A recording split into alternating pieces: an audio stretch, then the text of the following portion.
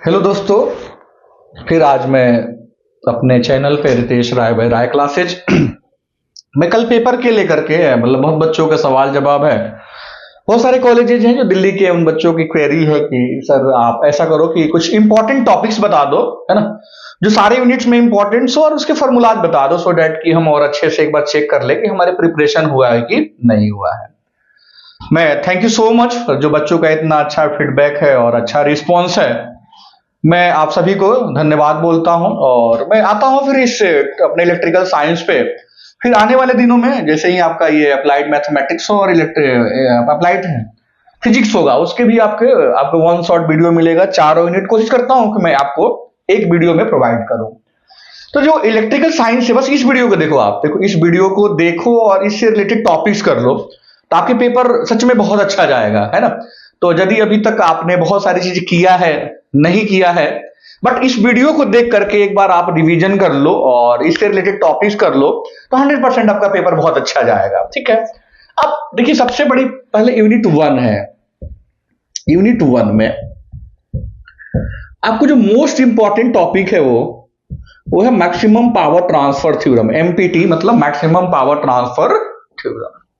Second है आपका star to delta, और जस्ट इसका उल्टा है डेल्टा टू स्टार, मतलब जस्ट इसके उल्टा भी हो जाएगा। सिंबल ऐसा होता है डेल्टा टू स्टार, एंड इसको बोलते हैं स्टार टू डेल्टा ट्रांसफॉर्मेशन, है ना। तो पेपर में इन दोनों के डेरिवेशन आते हैं और 100% एक डेरिवेशन तो आएगा ही आएगा। दोनों डेरिवेशन आते हैं। यदि नहीं आता है दोनों डेरिवेशन, ऐसा होता नहीं है भाई, यदि कभी कभी किस्मत खराब होती है, जब समय खराब होता है तो चीजें कुछ भी हो जाती है। यदि ये दोनों डेरिवेशन नहीं आता, इसकी पॉसिबिलिटी बिल्कुल ना के बराबर है, 1% है। 100% इन दोनों का डेरिवेशन आता है। दोनों नहीं आएगा तो एक तो आएगा ही आएगा। दोनों नहीं आता है तब भी इनके न्यूमेरिकल जरूर आएंगे। यदि दोनों डेरिवेशन नहीं आते हैं तो आपके इस पेपर में इससे रिलेटेड न्यूमेरिकल आता है। उसके बाद सारे जो थ्योरम्स है, स्टेटमेंट, थ्योरम्स के statement, like Thevenin's theorem, Norton's theorem, Norton theorem, superposition theorem, बहुत रेयर केस में कभी कभी केसीएल एंड केवीएल, है ना। ये आप रट लीजिए, ये Thevenin, Norton, superposition, KCL and KVL और maximum power transfer theorem already मैंने लिख रखा है। उसके बाद आपका वही एक्टिव, 2 मार्क्स में एक्टिव और पैसिव,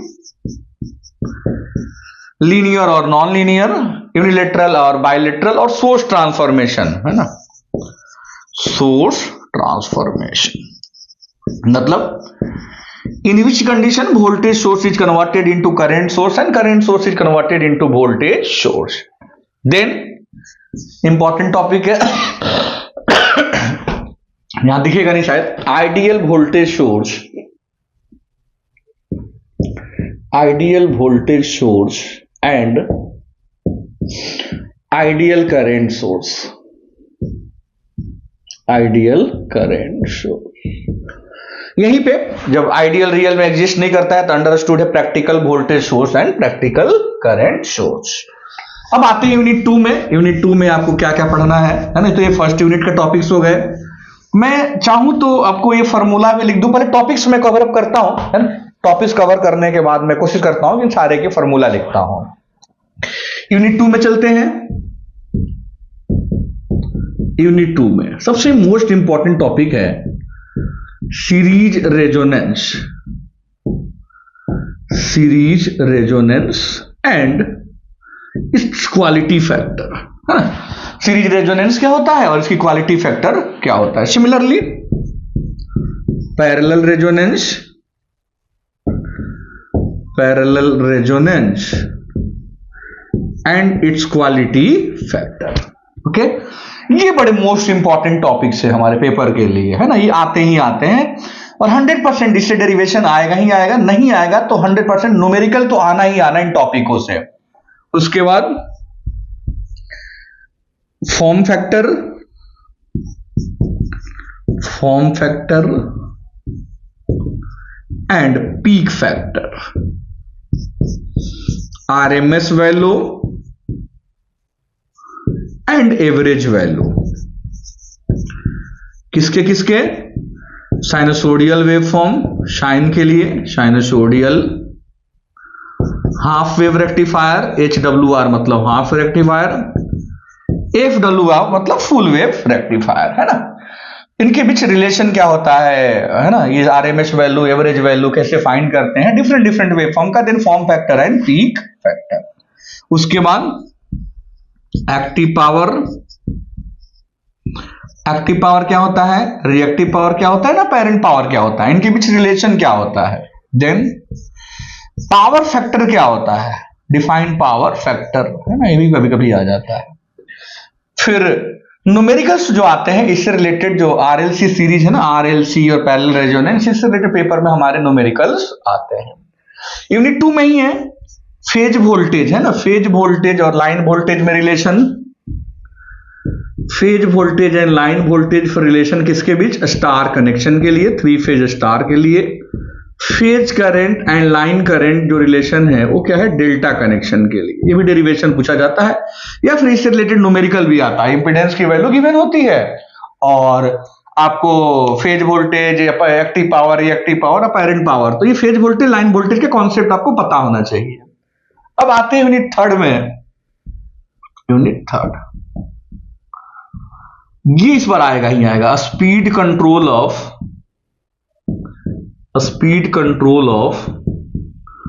DC सीरीज और DC शंट मोटर। इस बार 100% पेपर में आने वाला है, speed control of DC series और DC शंट मोटर। उसके बाद स्टार्टर क्या होता है, why the need of a starter, है ना, स्टार्टर क्या होता है और इसके टाइप्स कितने होते हैं, स्टार्टर के टाइप्स कितने होते हैं, इस पर आने वाला है पेपर में। उसके बाद आपका सिंगल फेज इंडक्शन मोटर जो होता है, सेल्फ स्टार्टिंग क्यों नहीं होता है, यदि सेल्फ स्टार्टिंग नहीं होता है तो हाउ टू स्टार्ट, इसको हम कैसे स्टार्ट करते हैं। फिर 3 फेज इंडक्शन मोटर जो है, इसका वर्किंग प्रिंसिपल क्या होता है ना, और कैसे ये ऑपरेट करता है, और डिफाइन स्लीप और ये सब चीजें बेसिक कॉन्सेप्ट आ सकता है। उसके बाद वाई 3 फेज सिंक्रोनस मोटर, ये भी इंपॉर्टेंट टॉपिक है। Why 3 phase synchronous motor is not self starting, is not self starting, ठीक है। फिर न्यूमेरिकल आता है, न्यूमेरिकल वही स्लीप से रिलेटेड, सिंक्रोनस स्पीड ये NS equal to 120 F/P, NR equal to rotor speed, NR equal to NS into 1 - S, slip S equal to NS - NR upon NS into 100, और rotor frequency FR equal to क्या होता है, S into F। ये इसमें और एक और है, हाँ मोटर में एक और है जो ये इक्वेशन है, ये डिराइव करने के लिए कभी कभी आ जाती है, EG equal to phi n pz upon 60A। ये जनरेटर के केस में होता है, EG equal to phi n pz upon 60A। Motor के केस में EG के जगह हम EB, तो ये तो डिराइव करने के लिए आती है, नहीं आती है तो इससे रिलेटेड हमारे पेपर में न्यूमेरिकल्स भी आ जाते हैं कि आपके पास सारे पैरामीटर गिवन होंगे और इन पैरामीटर के हेल्प से आपको क्या करना होगा, ये सारी वैल्यू कैलकुलेट करनी होगी, है ना। फिर मैं आता हूं यूनिट 4 में, फिर मैं कोशिश करता हूं कि फॉर्मूला लिख दूं सो दैट कि आप न्यूमेरिकल जिन टॉपिक से आते हैं आप कर पाए उसको, ठीक है। अभी मैं इंपॉर्टेंट टॉपिक्स में चल रहा हूं कि आपके इंपॉर्टेंट टॉपिक्स क्या क्या है, और यदि इनको कर लेते हो तो आपका पेपर बहुत ही अच्छा जाएगा, है ना। इससे रिलेटेड ही पेपर में हमारे क्वेश्चंस आते हैं। अब आते हैं यूनिट 4 में। यूनिट 4 में जो मोस्ट इंपॉर्टेंट टॉपिक है वो ट्रांसफॉर्मर है। ट्रांसफॉर्मर का पहला पूछा जाता है working principle and construction. Working and principle, किस प्रिंसिपल पे ऑपरेट करता है, ठीक है। मोस्ट ईएमएफ इक्वेशन, डेरिवेशन है EMF equation in single phase transformer, single phase transformer. उसके बाद ट्रांसफॉर्मर लॉसेज, ये आएगा पेपर में, थ्योरी का टॉपिक है, इस बार आएगा ही आएगा कितने टाइप्स के ट्रांसफॉर्मर लॉसेज होती है एक्सप्लेन करने के लिए आएगा। फिर condition for maximum efficiency, condition for maximum efficiency in single phase transformer, किस कंडीशन में हमारी इफिशियंसी जो होती है वो मैक्सिमम होती है ना। फिर यहीं पे ऑटो ट्रांसफॉर्मर क्या होता है पूछा जा सकता है। यूनिट थर्ड में एक टॉपिक है और स्टार्टर है ना, ये ध्यान रखिए यूनिट थर्ड में इस पर आएगा starter. What are the different type of starter, अच्छा लिख सकता है स्टार्टर लिख रखा है, ओके।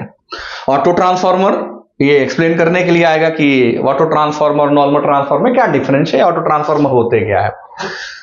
उसके बाद आपका वही आइडियल ट्रांसफॉर्मर क्या होता है, ये 2 नंबर में आ सकता है। आइडियल क्या होता है ना, ट्रांसफॉर्मर ऑन नो लोड, ये भी ध्यान रखना है, no load and load. Voltage regulation क्या होता है ट्रांसफॉर्मर में, ये भी पूछा जाता है कि वोल्टेज रेगुलेशन क्या होता है।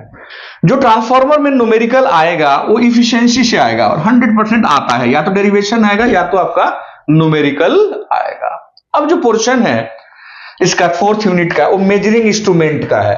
आप यदि 4th यूनिट की ट्रांसफॉर्मर वाला पोर्शन, अच्छा ये है 3 फेज है ना, 3 फेज ट्रांसफॉर्मर के टाइप्स भी आ जा सकता है कि what are the 3 phase type of transformer. तो बताया कि 3 फेज 2 टाइप के कनेक्शन होते हैं, स्टार डेल्टा। तो इसी तरीके से 6 टाइप के 3 फेज ट्रांसफॉर्मर होते हैं, star star, delta delta, star to delta, delta to star, 3 phase to 2 phase और 3 फेज टू 6 फेज। मतलब टाइप से मतलब 3 फेज ट्रांसफॉर्मर के टाइप पढ़ लीजिएगा, कभी कभी आ जाता है। जो लास्ट टॉपिक है वो है मेजरिंग इंस्ट्रूमेंट, मेजरिंग इंस्ट्रूमेंट।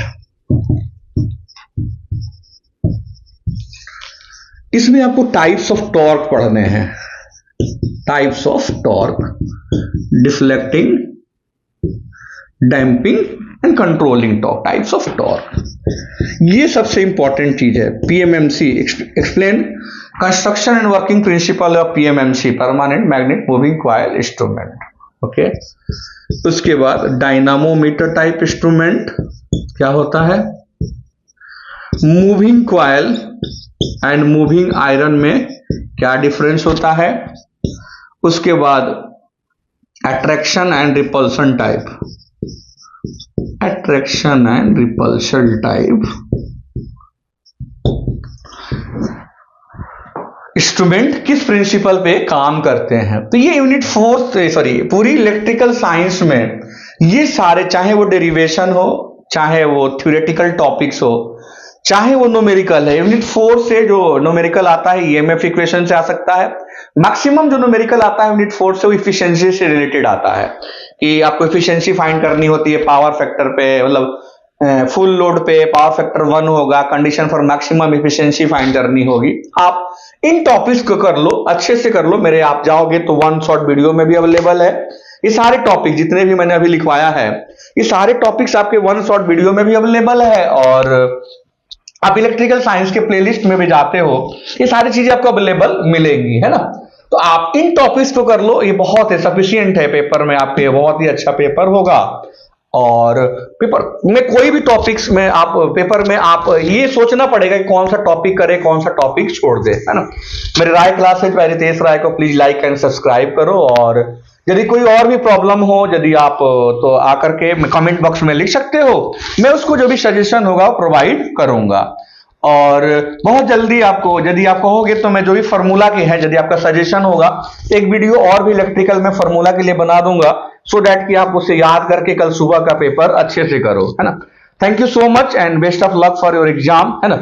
मेरे से जो भी हो सकता है आप मेरे कमेंट बॉक्स में आकर के लिख सकते हो, जो भी हेल्प होगा जरूर करूंगा। ओके।